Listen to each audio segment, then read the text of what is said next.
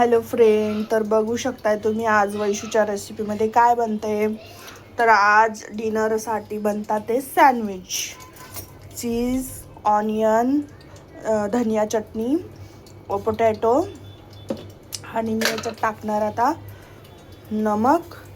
तुम्ही chilli flakes पण टाकू शकता, पण मी चटणीमध्ये खूप सगळी मिरची टाकली आहे, तर त्यात मी एक्स्ट्रा काही टाकणार नाही. हलकंसं मिरची पावडर आणि काळी मिरी पावडर टाकणार.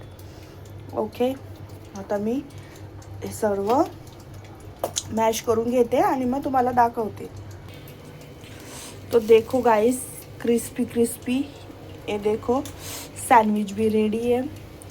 और ये ज़रा थोड़े ज़्यादा हो गए पर अच्छे लगते हैं इसे थोड़े क्रिस्पी. ठीक है. और बाप रे, ज़्यादा हो गए. ले लो भाई, ले लो इनको ना.